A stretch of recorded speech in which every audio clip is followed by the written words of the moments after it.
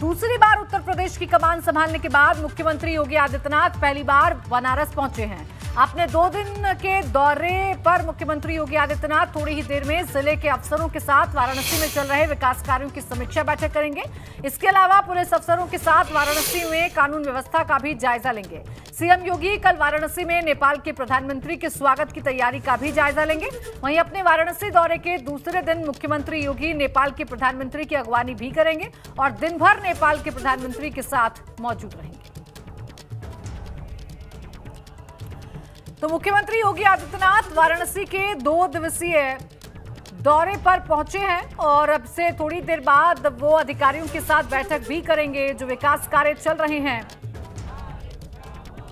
बनारस में उसकी समीक्षा करेंगे, उसका जायजा लेंगे और तैयारियों का जायजा लेंगे। चूंकि नेपाल की प्रधानमंत्री को पहुंचना है तो उनके स्वागत की तैयारियों का जायजा लेंगे और कल दिन भर नेपाल के प्रधानमंत्री के साथ ही रहेंगे मुख्यमंत्री योगी आदित्यनाथ। दूसरी बार सीएम बनने के बाद ये पहला दौरा है बनारस का मुख्यमंत्री का और 2 दिवसीय दौरा है। वाराणसी के अफसरों के साथ समीक्षा बैठक करेंगे और नेपाल के पीएम के स्वागत की तैयारी भी करेंगे।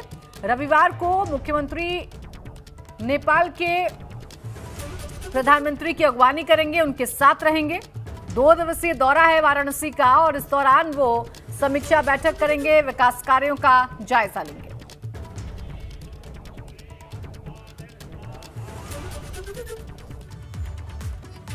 और देखिए इस खबर पर हमारी नजर बनी रहेगी, लेकिन आज यूपी की सियासत की बड़ी खबर आपको बता देते हैं जिससे एक बार फिर नए राजनीतिक समीकरण की सुगबुगाहट तेज हो गई है।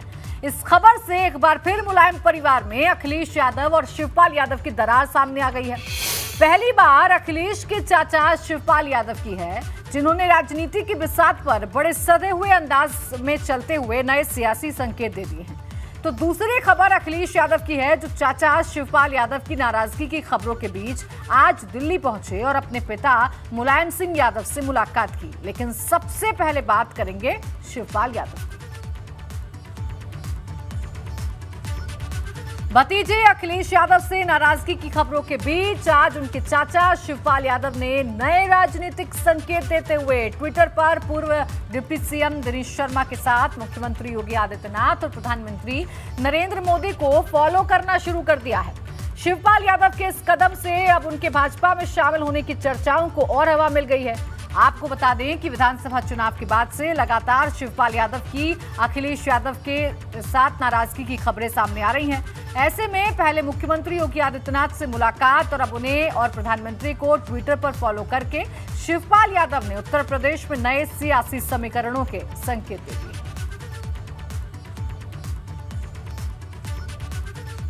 तो देखिए शिवपाल यादव अपने भतीजे अखिलेश यादव से नाराज चल रहे हैं और ये जो नाराजगी है वो विधायक दल की बैठक के साथ शुरू हुई थी, खुलकर सामने आई थी। शिवपाल यादव ने अपनी नाराजगी को जाहिर भी किया था और लगातार जिस तरीके से वो दूरी बना रहे हैं उससे नाराजगी और भी खुलकर सामने आ रही है। वाराणसी में एमएलसी चुनाव को लेकर गहमागहमी है, लेकिन बीजेपी में सब कुछ ठीक ठाक नहीं है। ये हम इसलिए कह रहे हैं कि बीजेपी के एमएलसी पद के प्रत्याशी सुदामा पटेल को निर्दलीय प्रत्याशी अन्नपूर्णा सिंह से हार का डर सता रहा है। एबीपी गंगा से आज फिर भाजपा एमएलसी उम्मीदवार सुदामा पटेल ने बात की। सुदामा पटेल ने कहा कि पार्टी का संगठन मेरे साथ है लेकिन पदाधिकारी साथ नहीं दे रहे। हमारे पदाधिकारी माफिया के दबाव में हैं। काशी में एमएलसी चुनाव को लेकर घमासान जारी है।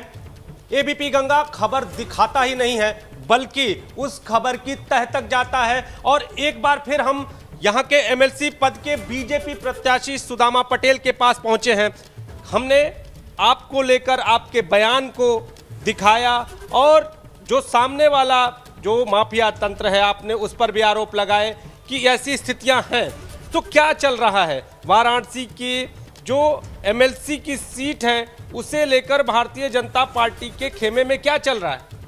भारतीय जनता पार्टी का संगठन मेरे साथ है, चुनाव की अच्छी तैयारी चल रही है, लेकिन हमारे कुछ पदाधिकारी हमारे साथ नहीं आ रहे हैं और हमारे साथ दिखाई नहीं दे रहे हैं, इसकी थोड़ी कमी है। सुदामा जी, आपने जो बातचीत की एबीपी गंगा से, तो किसके दबाव में है, किसके दबाव में पदाधिकारी हैं और उसे लेकर आपका कदम क्या है?